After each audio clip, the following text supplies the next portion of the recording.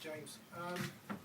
Two things really. I appreciate what you said about your football knowledge from before, but I think everyone would agree the infrastructure of the club has been stripped right back and is lacking and has become very unprofessional. And obviously, we've got a threadbare playing squad at the moment. What can you say in terms of initial funding to sort of try and get the club, back competing on a level playing field, so that we can maybe buy a couple of players, or again, I don't know the ins and outs, but for example, the scouting network for finding players across the country. If we're going to compete against teams across the country, we need to have that sort of infrastructure. Have you got anything you can say on that at this stage?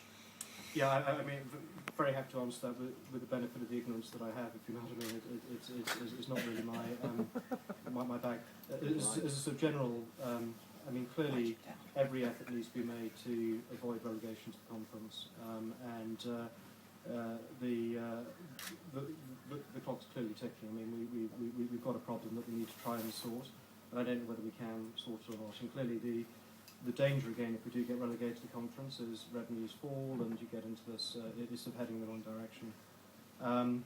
The advice that I receive in terms of the playing squad that we have at the moment is that the core of it's actually pretty good, and you don't need to make a huge number of changes to that squad to start winning. And I think we'll see in a couple of hours, won't we, as to the impact of the management changes. Going forward, again, the advice that I've received is that without huge additional investment, that the club can trade up to the sort of Championship, League One area. It's a sort of League One Championship club naturally, and it probably, without big investment, is not a Premiership club. And what I'd be very honest with is if someone wants to make that investment to take it to Premiership, it would be our successor rather than us. I'm sort of looking at this very much as this club's been going for 125 years. I don't know how many owners it's had in that period. We are the custodian of the club if we're successful for a period of time, and then what we will clearly at the right point to hand over the baton to someone else. We'll try and make sure that it's someone who shares the same values that we share, but hopefully richer and even more passionate about football.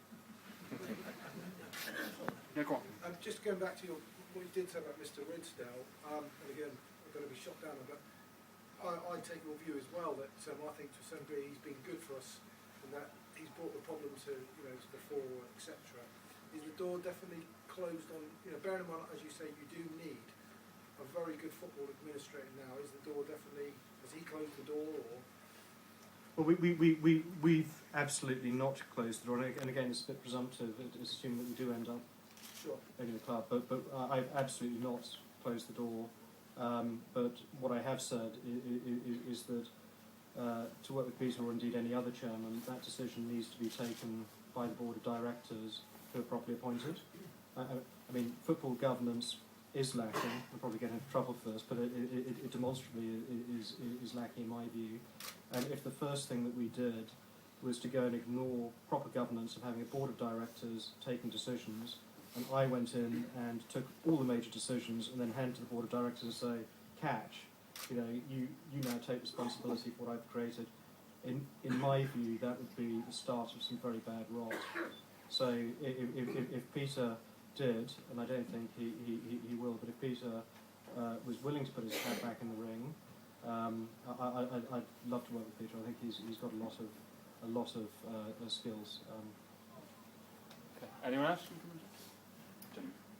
James, with the council, have they indicated what the timescale is for sort of buying back the grains?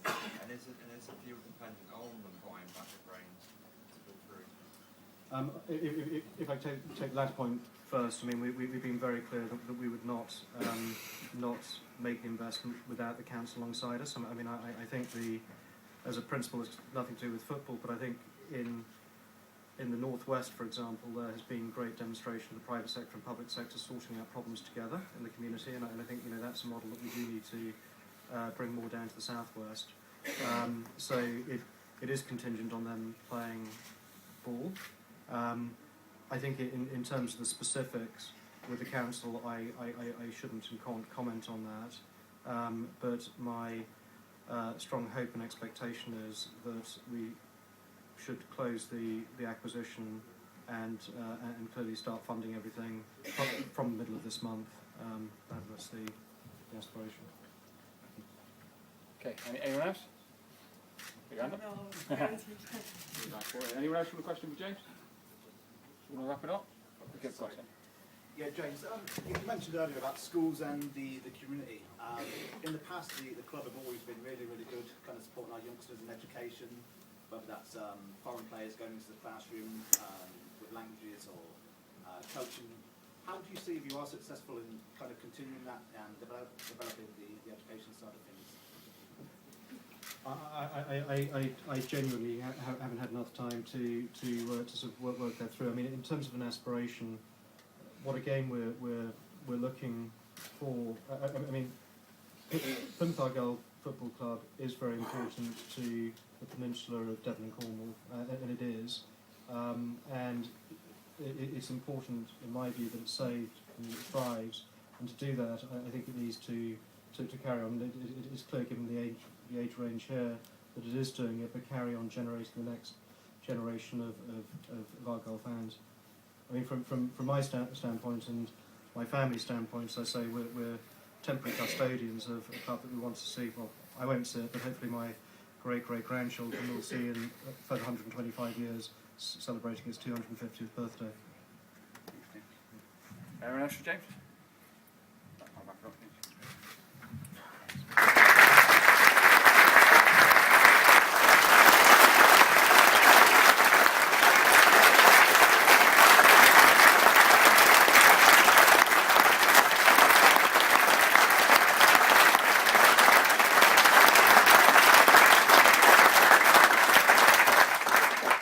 Thanks for that, James.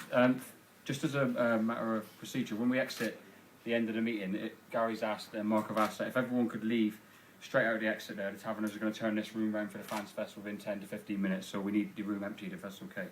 Just in close for us today, obviously to thank James for coming. It's been a great session and obviously a real good, valuable opportunity for all of the fans to hear what he's got to say and for you to be have the ability to question him as the contingency plan committee have done over the last 6 months or so.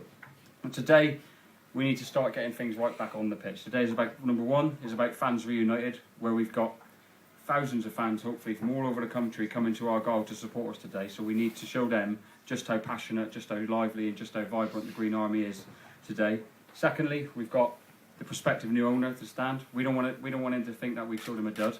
We've been telling James for months now how passionate Argyle fans are and how loud the home park is and that what a cauldron it is when it's at its best. So that's how we need it to be today. And the Fans Trust, the leaflet in every turnstile, so you get a leaflet going in.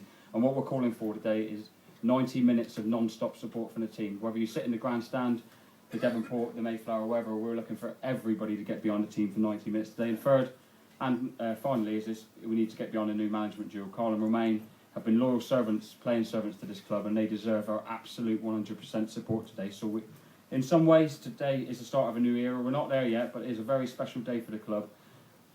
We took the task and we had the ambition as a Fans Trust, as a group of fans, when we started this out and when we formed as a contingency. We clearly felt that our club had been taken from us, whether that was not physically but in heart. We didn't have any involvement at the club for 4 to 5 years. We were completely cut out. Decisions were made in a dictatorial fashion, and the fans had no say in this club. So our ambition was to take our club back. Today, I believe, and the Fans Trust believes, we're on the brink of getting our club back, and that's what it's all been about for us. We're very, very proud to address the meeting today. Now let's get in there and let's give it hell for 90 minutes. Thanks, everyone.